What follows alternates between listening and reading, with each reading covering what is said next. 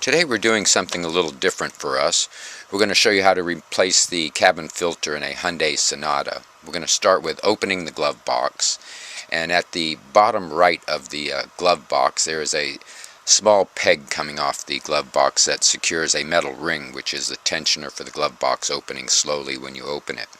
With a flathead screwdriver we want to push this ring off the end of the tab. Now there are two plastic stops securing the rest of the glove box into the glove box opening.